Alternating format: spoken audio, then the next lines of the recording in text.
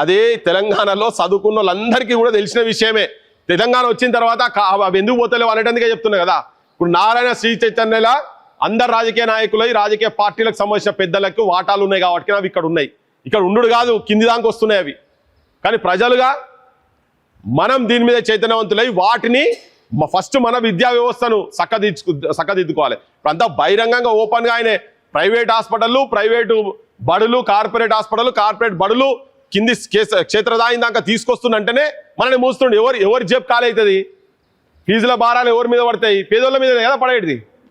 ఇలా ఆటో నడిపినా, కూలి పని చేసినా, బస సంచులు మోసినా, ఏం పని చేసినా కానీ వాళ్ళ భావి తరాలు మాత్రం ఆ పని చేయొద్దు, చదువుకోవాలనే కాడికి ఉన్నది. ప్రతి ఒక్కరు ఆలోచన ఉన్నది, నడుస్తున్నది. అది అల్స్గా తీసుకొని ఇలా ప్రభుత్వాలు చేయాల్సిన పని ఏంది? టీచర్లను పెట్టాలి, ఇన్ఫ్రాస్ట్రక్చర్ మంచిగా ఉండేది ఉంటే. నారాయణ శ్రీ చైతన్యవాడు 100 కాలేజీలు పెట్టినా కానీ పోరాటు ఎందుకు పోవాలి? ఇప్పుడు మా నరేష్ చెప్పింది ఇంతకుముందు 30 మందిని వాళ్ళ హ్యామ్లెట్ విలేజ్లో దాదాపు 1,50,000 ప్రతి ఒక్కరి కుటుంబానికి అవుతుంది అన్నావు కదా. 1,50,000 వదిలేసే 1,00,000 రూపాయలు వేసుకో, 1,00,000 రూపాయలు వేసుకో. 30 లక్షల రూపాయలు ఒక్క ఊరికి వెళ్ళిపోతున్నది. మీ మండలి మొత్తం దీనికి ఇట్లా డేటా దీని కొన్ని కోట్ల రూపాయలు పోతున్నాయి. ఎవరి దగ్గర పోతున్నాయి ఇన్ని కోట్ల రూపాయలు? ఇక మేఘా కృష్ణారెడ్డిలు బంగారాలు వేసుకొని షో దానిలో పోకపోతే ఇంకెవరికి పోతాయి పైసలు? ఆ మేఘా కృష్ణారెడ్డి ఇప్పుడు బడుల కాంట్రాక్ట్ తీసుకున్నాడు. ఇక రేవంత్ రెడ్డి ఇచ్చిన బడుల కాంట్రాక్టు మేఘా కృష్ణారెడ్డి ఇప్పుడు దాంట్లో కూడా అది తీసుకున్నాడు కాక ఇది తీసుకున్నాడు. మేఘా కృష్ణారెడ్డి బీజేపీలకు పైసలు ఇస్తాడు, పార్టీకి అన్ని అఫీషియల్కి ఇచ్చిండు, బీఆర్ఎస్ వాళ్ళకి ఇచ్చిండు, కాంగ్రెస్ వాళ్ళకి ఇచ్చిండు. ఏ గవర్నమెంట్ ఉంటే వాళ్ళ దగ్గరికి వీళ్ళు కూర్చొని ఉంటారు. కానీ ఇలా నష్టపోతున్నది ఎవరు అంటే నష్టపోతున్నది క్షేత్రస్థాయిలో ఉన్నటువంటి పేద ప్రజలు. తెలంగాణ ఇప్పుడు ఈ 1,200 మంది చచ్చిపోయి కావచ్చు, ఇంతకుముందు 369 మంది చనిపోయి తెలంగాణ తీసుకొచ్చుకున్నారు. ఏంటంటే తెలంగాణ వచ్చిన తర్వాత ఈ త్యాగాలన్నీ దేని గురించి? మనం ఆత్మగౌరవంతో బతకాలి, మన విద్యా వ్యవస్థ చక్కదిద్దాలి. ఇప్పుడు నేను చదివిన ఉస్మాన్ యూనివర్సిటీ గురించి చెప్తున్నా.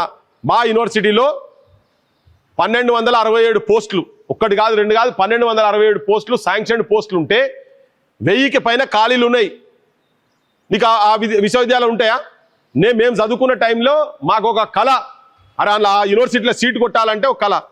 ఇవాళ సీట్ వస్తాలో పోదామా? ఎందుకంటే పాఠం చెప్పేటోళ్ళు లేడు, పంతులు లేరు. దాన్ని చంపేస్తున్నారు, యూనివర్సిటీలను చంపేస్తున్నారు. ఇక్కడ బడులు ఎట్లా చంపుతున్నారో ఆడ యూనివర్సిటీలను చంపుతున్నారు అట్లా. మరి దాంతో ఏం జరుగుతున్నది? ప్రైవేట్ యూనివర్సిటీలు వస్తున్నాయి కదా. ఈ ప్రైవేట్ యూనివర్సిటీలో ఇప్పుడు నువ్వు ఏ అడ్మిషన్ తీసుకోవాలన్నా కానీ లక్షల రూపాయలు కట్టే పరిస్థితి ఉన్నదా? పోనీ తీరాడ చదివిన తర్వాత నౌకరు వచ్చే పరిస్థితి ఉన్నదా? లేదు, తెలంగాణ లేదు. ఇలా మొత్తం బయటి రాష్ట్రాలకి వచ్చి ఇక్కడ మన నేలను వాడుకొని, మన గాలిని వాడుకొని, మన కరెంటు వనరులు మొత్తం మన నీళ్ళు అన్ని వాడుకుంటా తెలంగాణలోకి మాత్రం వాళ్ళు నౌకరిస్తలేరు. ఈ ప్రభుత్వం వచ్చినప్పుడు చెప్పింది 80% తెలంగాణలోకే అలా రిజర్వేషన్ కల్పిస్తామన్నారు. 80% ఇక్కడ పాడై దరిద్రం. ఏ దాంట్లో పోయినా ఒక్కడు కూడా లేడు. మా మనోళ్ళు ఎవరు లేరు. ఇక మీరేమో ఊర్లల్లో కష్టపడి పని చేయించి, కష్టపడి చదివించి చేసి హైదరాబాద్ దాకా పంపి పీజీలు పిహెచ్డీలు చేస్తే వాడు ఆఖరికి వచ్చినాక ఊర్లలో గుర్రలు కాసుకునేటోడు నయం ఉన్నారు. ఆయన వాడు ఇంత సంపాదిస్తాడు, నీకు అది కూడా లేదు కదా అనే కాడికి వచ్చింది. ఈ వాస్తవాలు క్షేత్రస్థాయిలో కింది దాకా జనంకు చెప్పి, ఇది జనం తిరగబడకపోతే ఇది ఆగదు. ఉన్నట్టు జనంకు చెప్పదలుచుకున్నా. ఇక మనం ఒక్కరేమే కాదు, దీంతో పాటు ఇలా సోషల్ మీడియా వచ్చింది కాబట్టి ఇంకా కిందాక సమాచారం పోతున్నది. ఇలా అందరూ ఒక్కొక్క తీరుగా అంశాలు చెప్పిరు. ఇక్కడ కుల సంఘాలలో ఇన్వాల్వ్ చేస్తున్నాం. ఇలా నేను వెల్కమ్ అన్ని రాజకీయ పార్టీలు క్షేత్రస్థాయిలో మీరు అందరూ ఒక్కటైతే తప్ప ఈ పార్టీలకు వచ్చే పక్కకు పెట్టండి. బడుల గురించి ఎవరో ఇప్పుడు ఆయన లింగరాజపల్లె మీ ఊరు, ఇప్పుడు లింగరాజపల్లె బంద్ అయిన బడిని 4-5 సంవత్సరాల తర్వాత కొంతమంది ఇప్పుడు వీళ్ళు తెరిచిండ్రు. ఇది ప్రభుత్వాలు చేయాల్సిన పని.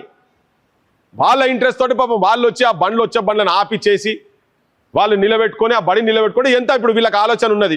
బడులల్లో పంతులు లేరు, వీళ్ళే పైసలు వేసుకొని చేస్తారు. అట్లనే జరుగుతున్నది కదా. ఏమన్నా ఊడ్చుడు తూడ్చుడు అటువంటి ఉంటుంది, వీళ్ళే చేస్తారు. ఈ 5 ఏళ్ల టర్మ్లలో ఈ సర్పంచ్కు వాళ్ళ ఊర్లకు ఈ కమిటీలకు ఇన్ని పైసలు ఖర్చు అవుతాయి. వచ్చేసారి ఇవి చూసి జనం ఓటేసే పరిస్థితి లేదు. మళ్ళీ ఎంత ఇస్తావు పైసలు, ఎంత ఇస్తావు కాడున్నారు జనం. ఈ లోపల ఎకరం భూమి అమ్ముకోవాలి సర్పంచ్ అయిన వాళ్ళు. మా సర్పంచ్ సాబ్ ఎంత అమ్ముకున్నాడో నాకు ఎరకలే, కానీ ఆత్మకూరు సర్పంచ్ సాబ్ ఎంత లోపడుకున్నాడు. అంటే నేను చాలా సర్పంచ్ల ఇష్యూలో కూడా బాగా పోయినా. నేను చాలా అంటే గ్రామానికి ఏమైనా చేయాలనే ఆలోచన ఉన్నటువంటి వాళ్ళు ఆర్థిక ఇబ్బందులకు పడే పరిస్థితి ఉన్నది క్షేత్రస్థాయిలో. కానీ ఇప్పుడు వీళ్ళకేంది, ఇప్పుడు చుట్టుపక్కల ఏమైనా ఉంటే రియల్ ఎస్టేట్ వాల్యూ ఉంటే ఎవరైనా సంపాదించుకోవచ్చు. ఆ 100 సర్పంచులలో ఇక్కడ ఉంటే ఒక 1-2% ఎవరైనా ఉండొచ్చు. కానీ గ్రామాలలో ఏదైనా సర్పంచో లేకపోతే వార్డు మెంబర్లు అయితే ఏదైనా చేయాలి సేవ అనే దాంతోటే వచ్చిన వాళ్ళు ఉంటారు మేజర్గా. ఏమో ఇంటి ముంగడికి వచ్చి వాడోడు వీడోడు తిట్టుడు పడరు కదా మనోళ్ళు. పడకేం చేస్తాడు, వాడే ఈసారాన్ని ఏదైనా చూసుకుందామని చెప్పి ఆ ఎమ్మెల్యే సాబ్ ఏమైనా ఇస్తాడో ఏమంటే ఎమ్మెల్యే సాబ్ ఇచ్చేది ఉండదు, ఏముండదు. మళ్ళీ ఓట్ల కాడికి వచ్చినప్పుడే వీళ్ళకు టికెట్లు కావాలంటే కూడా ఉల్టా ఎమ్మెల్యే గారికి పోయినాక ఎన్ని పైసలు ఇస్తామని కాడికి ఉంటుంది. అంటే ఒక్కొక్క దగ్గర ఓ తిరిగి ఉంటుంది. మీ దగ్గర తీసుకోకపోవచ్చు, కానీ ఇంకో దగ్గర మాత్రం అది జరుగుతుంది కదా. అల్టిమేట్గా పబ్లిక్ను ఎంత ధర వలుకుతున్నాం అనే తప్ప ఎన్ని పైసలకు అమ్ముడు పోతున్నాడు అనే కాడికే ఉన్నది. సో జనం లోపల ఒక చైతన్యం తీసుకొచ్చి ఇవాళ నేను రాత్రి ఏదో జరుగుతుందనే తంటలేను. మీటింగ్ పెడితే ఏమున్నది, మీటింగ్ పెట్టి ఒక అద్భుతమైన మీటింగ్ పెట్టి వదలొచ్చు. కానీ అట్లా కాదు, స్వచ్ఛందంగా ప్రతి ఒక్కరు ఇది నా సమస్య, నా ఇంటి సమస్య అని ప్రతి యువకుడు, ప్రతి కుల సంఘాలు కావచ్చు, ప్రతి ఒక్కరు కనుక అనుకున్న నాడు ఒక మహోద్యమం అయితే అప్పుడు వేరే తిరుండే. ఇప్పుడు 23,000 బడులు బంద్ చేస్తున్నాడు. ప్రకటన విరమించుకోవాలంటే 2 రోజులు విరమించుకుంటాడు. ఆయన ప్రకటన విరమించుకుంటే ఉన్నది రాజకీయ నాయకునికి ఇలా విరమించుకుంటాడు, చేసేది అదే పని చేస్తారు కదా. ఆయన మాట్లాడుకుంటే చెప్తూ నిన్న ఆయన విద్యామంత్రి ఉంటా లేకపోతే పోతానని వాడు వీడు తిడుతున్నాడు. ఎందుకే షోకా ఏమన్నా? ఎవరికేం షోక్ లేదు, మనకేం షోక్? రేవంత్ రెడ్డి తింటారుకేమో షోకా? మన పొద్దున్నేసే వేరే పని లేవా? ఎందుకు రేవంత్ రెడ్డిని ఎందుకు క్వశ్చన్ చేస్తున్నావు? ఇప్పుడు ఆ విద్యాశాఖ మంత్రి నువ్వు ఉంటే ఉండు, పోతే లేకపోతే రాజీనామా చేయి, నాతో చేతనైతే లేదు రాజీనామా చేయి. కానీ నీకు నువ్వే నీ మేనిఫెస్టోలో 15% బడ్జెట్లో 15% నేను విద్యకు పెడతానన్నాడు. ఆయన మేనిఫెస్టోలో పెట్టుకొని ఉన్నాడు అవన్నీ. అంటే వచ్చే ముందే మనకు జనానికి చెప్పిండు, నేను 15% పెడతా, బంద్ అయిన బడులను మళ్ళీ తెరుస్తా అన్నాడు. నువ్వు చేస్తలేవు వాటికి అడుగుతున్నాం, నిన్ను అడుగొద్దా? నీ ఇంట్లోకి వెళ్ళే పెట్టమంటలేం కదా. కానీ మరి ఎందుకు పెడతలేరు?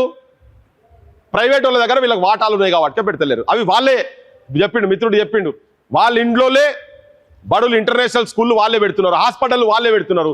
పెట్టడానికి వాటాలు ఎట్లా ఉన్నాయి, దీంట్లో వాటాలు ఉన్నాయి కాబట్టి ఇది జనానికి కింద చెప్పాలి. మనం ఇంకా ఈ 500కు 1000 రూపాయలకు ఊర్లో సర్పంచులు నిలబడితే 3-4 సర్పంచుల క్యాండిడేట్లు అయితే ఒక ఊర్లో 10 లక్షలు పలుకుతుంది, ఊర్లో 20 లక్షలు. మా దేశముఖిలా ఒక ఆయన 1 కోటి పెట్టిండు, ఇంకో ఆయన పెట్టిండు 5 కోట్లు.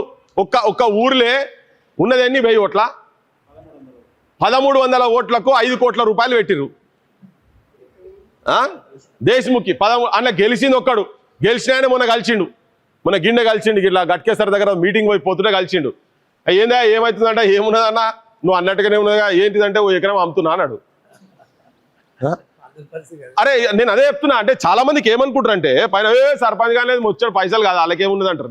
యాడికెళ్ళి వస్తాయి పైసలు, ఏంటిది ఏమన్నా చెట్ల రాలేటి రియల్ ఎస్టేట్ వాల్యూ ఉన్న దగ్గర ఎక్కడైనా అది కూడా అవినీతి చేస్తే మళ్ళా ఇక అవినీతి చేయకుంటుంటే ప్లాట్లో గిట్లో కూడా చేసేది ఉంటేనేమో ఆయన దగ్గర వసూలు చేస్తారు ఇంత అటో ఇటో. అది ఎన్ని పైసలు కావాలి, ఖర్చు పెట్టినవి కావాలి.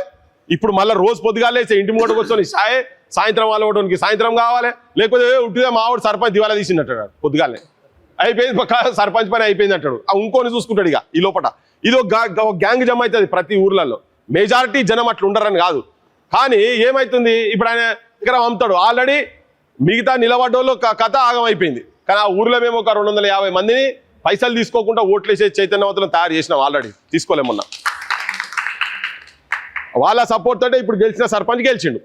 ఇప్పుడు 5 ఎంత